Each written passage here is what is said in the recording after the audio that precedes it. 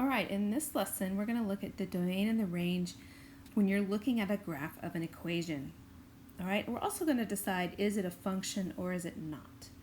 Okay, so domain and range. Remember, domain is the x values used by the graph, and the range is the y values used on the graph. Okay, so let's look at number 1 here.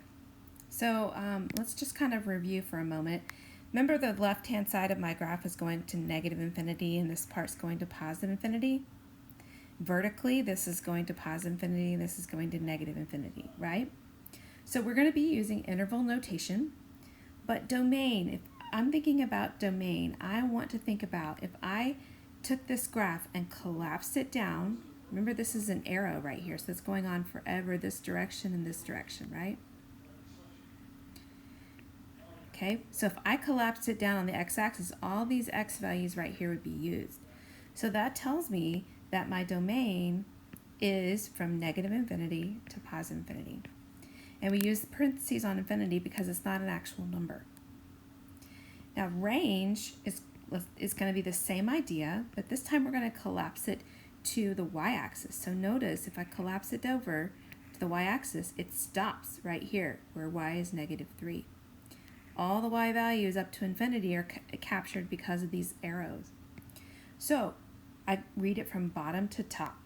So it goes from negative 3 to positive infinity. Now infinity always gets a parenthesis, but notice this 3 is actually occupied on the graph. So we're going to use a bracket. It actually goes through negative 3. Now to decide if it's a function, well, if it's a function, we can really quickly use what we call the vertical line test, which just means that if I take a vertical line and draw it through the graph, no matter what it is, wherever I draw it, if I just draw it any place on there, if it only intersects the graph in one place and one place only, it is a function. So this one is a yes, it's a function. Let's try number 2. The domain of this guy. All right, so let's collapse him down. He collapses straight down here. Oops. If I collapse him down, it goes from negative 6 to, looks like 7, doesn't it? So negative 6, oops, don't need that thing. Negative 6 to 7. Now, it's an open circle here, so it doesn't really exist at negative 6, but gets really close. And it's a closed circle here at 7, so it gets a bracket. Now the range, where does this exist y values? So if I shift it over, it goes from negative 2 to 8. I'm sorry, from positive 2 to positive 8. Positive 2 to 8. Now let's think about this. At 2, it's a closed circle, so I can put a bracket. But up at 8, it's an open circle, so I'm going to put a parenthesis. Now I just run the vertical line test. It only goes through one place, so yes, this is a function. Look at number 3. What is the domain here? All right, if I collapse this, it's an ellipse, right? An oval. So if I collapse it down, what are the x values it uses? Well, it goes from negative 5 to 5. Does it actually exist at negative 5? Yes. Does it actually exist at 5? Yes. So both ends get a bracket. The range, it goes from negative 2 to positive 2. And it exists at negative 2 and at positive 2 and everywhere in between. Now, is it a function? If I draw a vertical line, does it cross more than once? Yes, it does. So this is not a function. Number 4. All right. This guy, look at this guy. This guy, he is this, I'm coloring him blue so you can kind of see him. He's this line right here, and this function would be x equals 2, right? So let's look at the domain. What is the domain here? Well, there's only one value of x that it's using, right? So we would just say it's 2. Definitely occupies 2.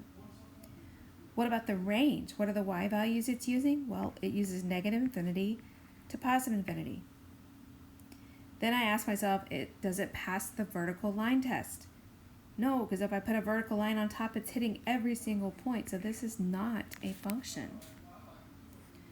Now, the following graphs are a little weird, and we call those non-continuous graphs because they have breaks, an asymptote, on a line that they approach but they don't cross, or what we call a hole. And you learn more about those as we get into rational functions.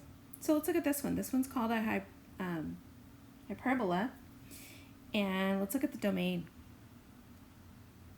If I collapse it down to the x-axis, where's it going? Well, it's going to cover all this to here, and then from over here at +2, on and on and on, right? So if I read left to right, what's going on? Well, I would go from -infinity to -2. So that would be a parenthesis with the infinity, but does it actually hit -2? Yes, so I put a bracket. And you can put a U for union, that just means and. And then I jump over. Where does it start? Well, it starts over at 2, and it goes to +infinity. Now the range, what y values is it using? No matter which way you look at it, which curve you look at, it's using all the y values, isn't it? So we go from -infinity to +infinity. Now, is it a function? Vertical line. Well, if I draw a vertical line right here, it's going to cross more than one place. So no, this one is not a function. Look at number 6. This is a rational function. You should recognize that from our parent functions. So let's look at our domain. What x values are actually being used? Well, if I collapse it down, it's really easy to see here with this kind of graph.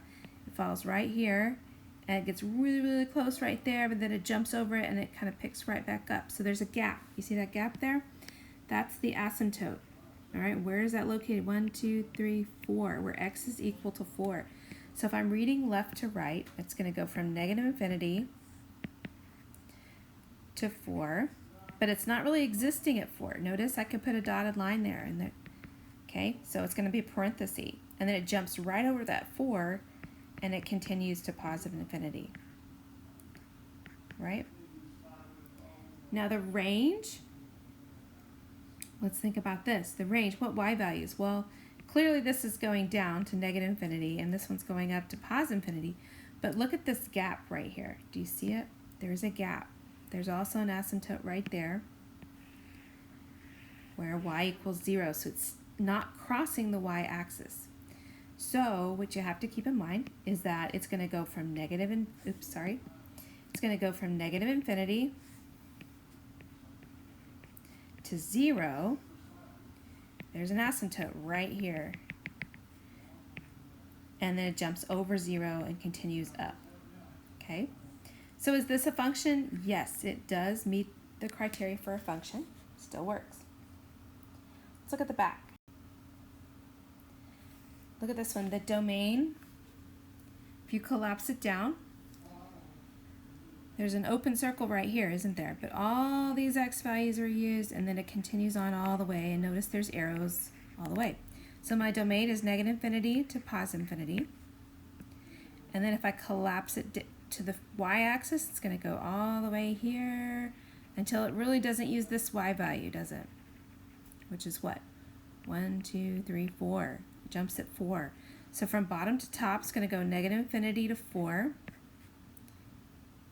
Parenthesis there because it's not really using 4. It's getting really close to it, but not using it. And then it goes from 4 to +infinity. Is it a function? Yes, it will pass the vertical line test at any given point.